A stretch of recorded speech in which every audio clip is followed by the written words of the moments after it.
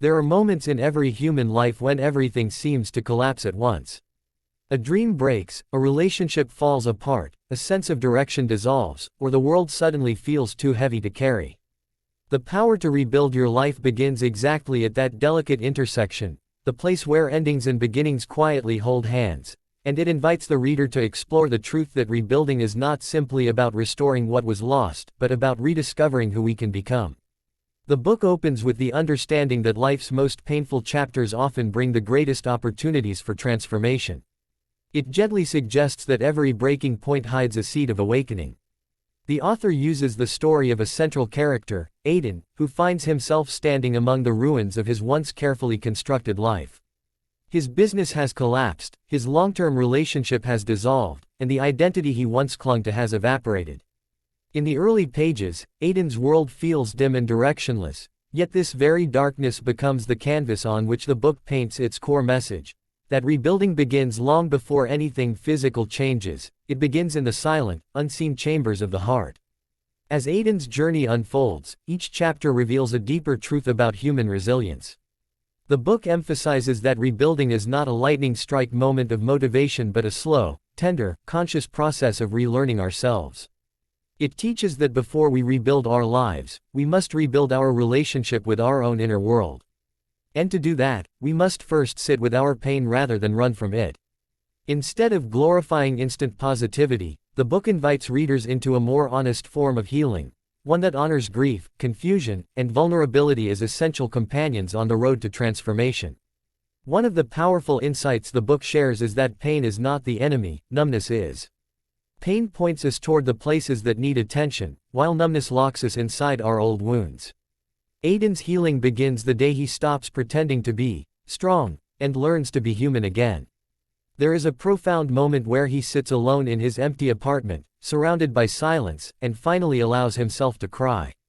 The author describes this not as collapse but as release, a shedding of strength he was never meant to hold alone.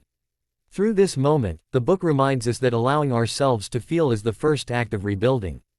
As the story progresses, the theme of self-awareness grows stronger. The author explains that most people try to rebuild their lives on old patterns, hoping that new results will come from old ways of thinking.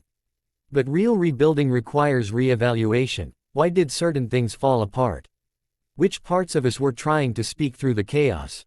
What limiting beliefs, self-sabotaging habits, or unresolved emotional wounds were quietly shaping our life without our awareness? Through Aiden, the book shows how often we cling to identities that no longer serve us. At one point, Aiden meets an older mentor who tells him, "You cannot rebuild the life you lost, because the person who lived that life is gone. You can only rebuild the life that fits who you are now." This line becomes the foundation of the book's deeper message, that rebuilding is not restoration, it is rebirth. The narrative then expands into a wider philosophical landscape, guiding the reader through the different pillars of rebuilding. One pillar is forgiveness, not as a moral obligation but as spiritual liberation. Aiden struggles with anger, toward his past partner, his former colleagues, even toward himself. The book compassionately explores how anger drains emotional energy that could be directed toward growth. It doesn't ask the reader to justify hurtful actions but to release the emotional weight of them. Forgiveness, it says, is not about saying, "You were right." It is about saying, "I deserve peace." Another pillar is clarity, the kind that comes when we stop running from our fears. At one point, Aiden begins journaling every night. The book uses his reflections to show how writing can untangle inner knots. It highlights that clarity does not come from seeking answers outside, but from creating quiet moments inside where truth can rise naturally. This inner clarity helps Aiden discover what he truly values, something he had never fully confronted while chasing external success. The next major theme is courage, not the loud, heroic kind but the steady, everyday courage that whispers, "Start again, even though you're scared." The book illustrates how courage is built through small, consistent actions. It shows Aiden taking tiny steps, waking up earlier, going for walks, learning new skills, reconnecting with old friends. These small commitments slowly rebuild his confidence and sense of purpose. The message is clear: rebuilding is often invisible at first. It begins with subtle internal shifts long before external changes become visible. As Aiden grows, the book introduces a transformative concept, that life does not break us to punish us, but to redirect us. Every ending clears space for a truer, more aligned beginning. The universe is not cruel, it is corrective. It removes what is misaligned so it can guide us towards something deeper and more meaningful. This perspective reframes heartbreak, disappointment, and failure as catalysts for inner evolution rather than signs of defeat. The story then moves into the idea of intentional living. Aiden begins shaping his life around conscious choices instead of unconscious habits. He stops living on autopilot.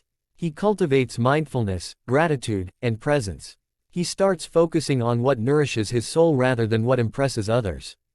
The book uses his transformation to illustrate a profound truth. When we rebuild our life from within, the external world naturally begins to shift around us.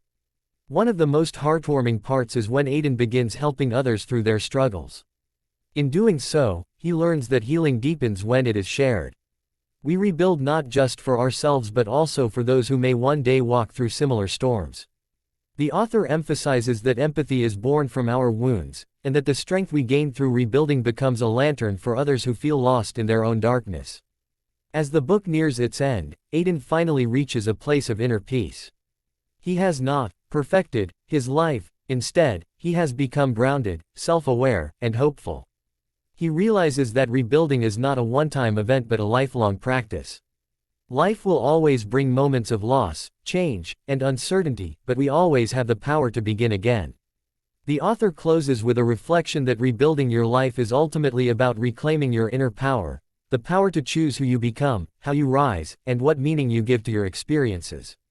The core essence of the power to rebuild your life is this: you are never as broken as you think, and never as powerless as you feel.